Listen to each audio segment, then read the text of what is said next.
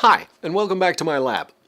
Now, I've been working on some rather large projects for the channel, but it's been a while and I was diverted on a little side quest in preparation for the Hackaday SuperCon.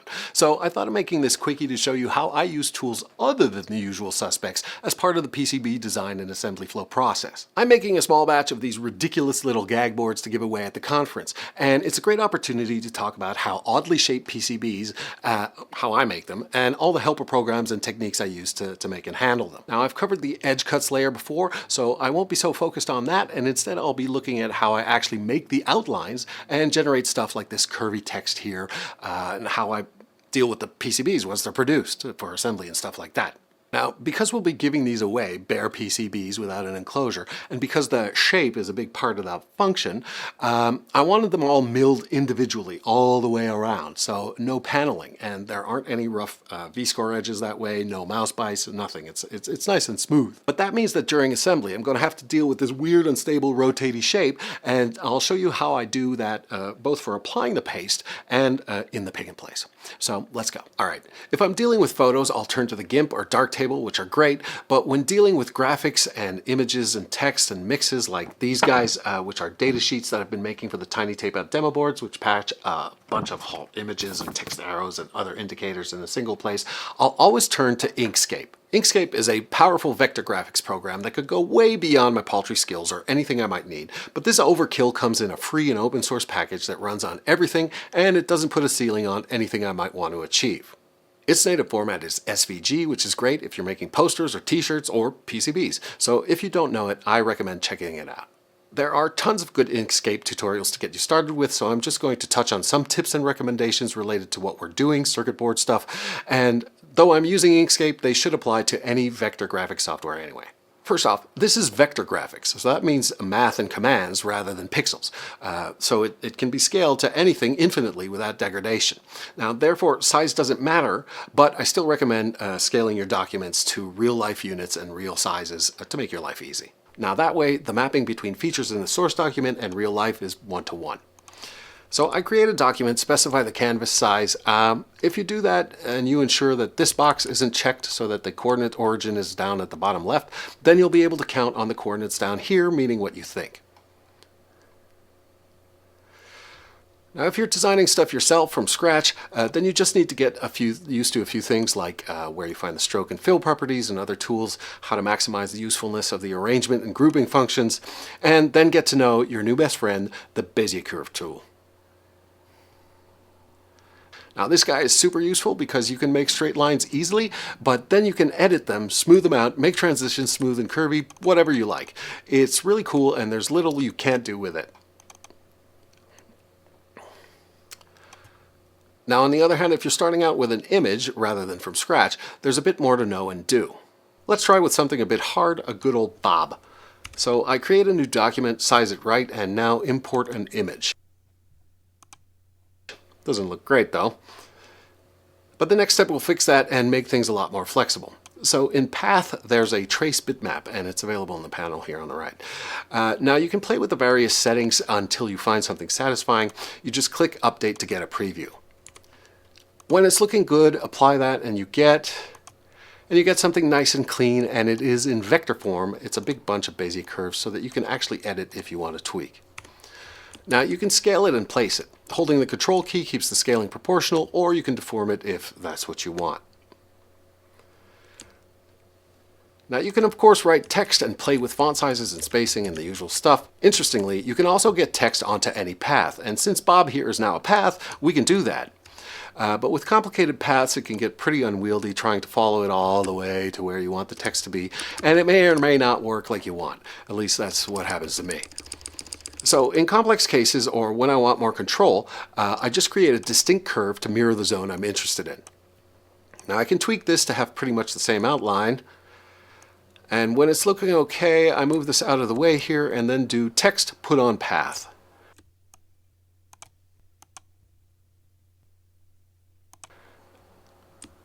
And look at that, it follows the path. The neat thing is this is still text, and you can edit it and play with its properties, and you can separate it from the curve it's following. But that curve is still in control, so you can tweak it and set it just how you want. I find this really useful. Well, that is some powerful stuff the graphics designers have been keeping to themselves. Well, secret's out. Really neat. Okay, if this is just for the silk screen, the rest is easy. Hide the path curves by removing the fill. Just stick it in a place you'll be able to find it later in case you want to edit it. Save the file as it is so it can be properly edited later. Now when you have text, you probably want to select it and path object to path, and then save that as something else.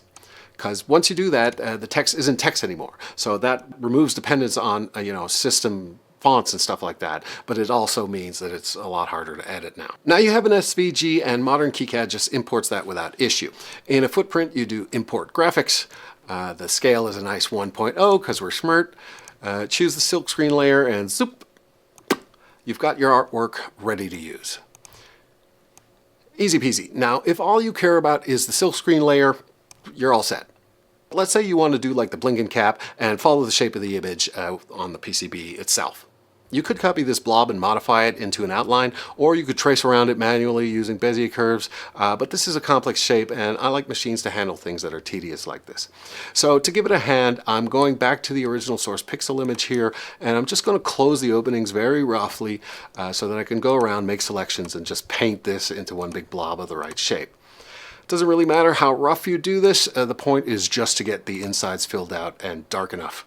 Black is ideal, so I grow the selection a bit to have less tweaking to do, but if you just take a brush or the paint tools, you can get by with a pretty rough job. Now completing the pipe is a bit of a pain here, so I'm just going to stick some ellipse on top and try to size it decently. This is not the best way to do this, whatever. The point is just to get something in a shape that I like. In fact, it can be more easily tweaked and molded once we get back into vectors and Bezier curves, whatever. Okay, this is good enough, and in fact, I probably don't even need it to be this clean. I'll just save that. And now we can do as before, so import the image, then path trace bitmap. So this is what we saw before. You can play with the threshold to see what works best. A high value will likely grow the shape just a bit, and that's not a bad thing here. Get rid of the pixel version, and now because it was a single blob, this is just a filled trace, so we can disable the fill and instead enable the stroke paint. I like the thickness to be a bit large so I have an idea what the tolerances will be like. Now this object can be brought into the same document as our silk. The idea here is to play with them together so that we can give ourselves the best combination of sizes for both. My document has the limits I decided for the PCB, so I can play around and just eyeball a good fit and know that I'm within bounds. I'm using the control key modifier, so these rescales are all proportional, so then it's just a question of getting it right. I like to set the stroke color for the outline red or something to really see it and make it thick. This thickness gets twiddled when scaling in Inkscape. I'm not a big fan of that, and I really don't know how to turn it off. Whatever, it doesn't matter too much. Once they go well together, you can group the two objects and then scale in place. So like this, and we can export, save one SVG for the outline and one just for the silk. Now, creating a footprint is the same as usual in KiCad. We can just import graphics straight from the SVG with a scale of 1.0000 and we're good. Just choose the right layer.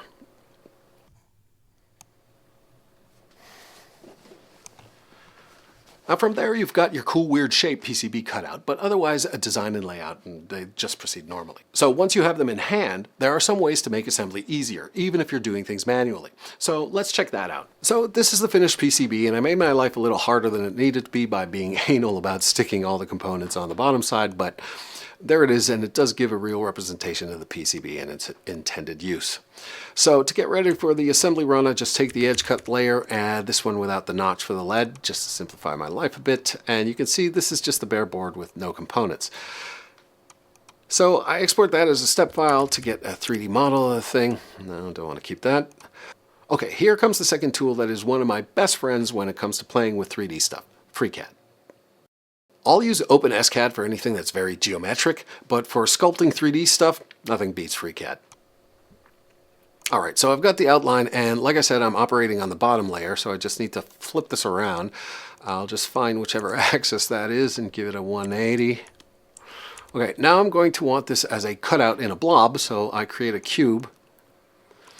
And now I can make it into the block that will form the base. I'll just stretch it out a bit to cover the entire cap. and then position the thing so they're just intersecting. Now you can see Freecad kind of unhappy with the two shapes colliding. That's perfect. I want to cut one out of the other. The order of selection matters here. If I choose the cap and then the cube and apply cut, it's all gone. The order matters, so delete that and select the cube first and then shape and cut. Okay, that's looking pretty swell. However, this is going to be a tight fit, and there's only be the lead notch there available to lever it out. It's not great. So I'll create another cube and just slide it to somewhere decent.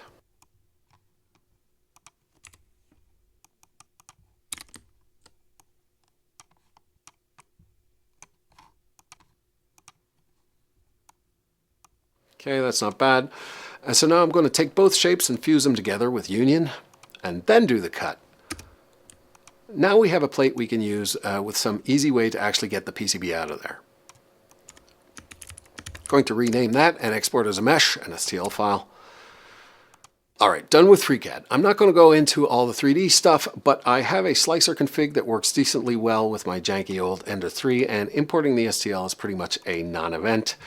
You can see how it would layer this print up, and it all looks pretty good.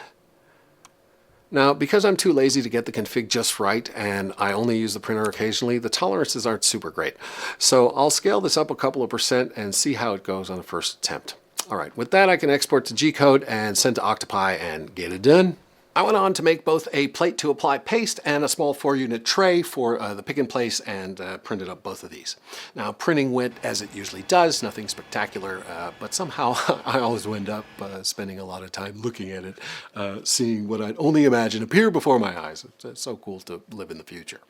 Now, I was only doing a handful of these, 20 of one variant, 5 actually stuffed with the ASICs, so it wasn't worth doing a full setup of the pick and place. But I did want to get them pasted up using a stencil, because I really hate doing that manually. Now, I somehow miscalculated the depth a little bit for the solder paste shim, but whatever, nothing a bit of masking tape can't fix. Now, this thing made it super easy to paste up boards one after the other, which would not have been impossible, but still tricky to set up if I'd tried to do it by jamming it between a bunch of PCBs or something like that. Now, for the variant without the ASIC, I didn't want a bunch of paste making a big puddle for nothing, so I just blocked that out with more masking tape. Now, placing a bunch of 0402 10K resistors and 100 nano caps is a pain in the butt, and since stuff like that is always set up in the machine, it's worth getting it to do the boring placements for me, so that's what I did.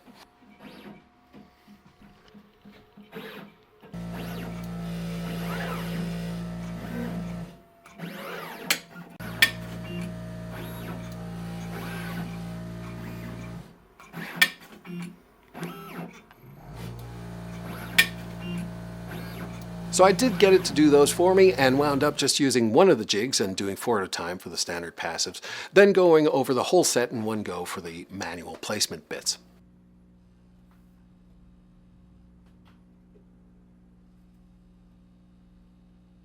After all that, I had my 2 little sets, and I'm happy to report I'll be bringing them along to Pasadena. I hope you found some useful bits in this. I'll be back soon, and with some FPGA, ASIC, other cool stuff, so stay tuned for that. If you're at the SuperCon, be sure and come and say hi.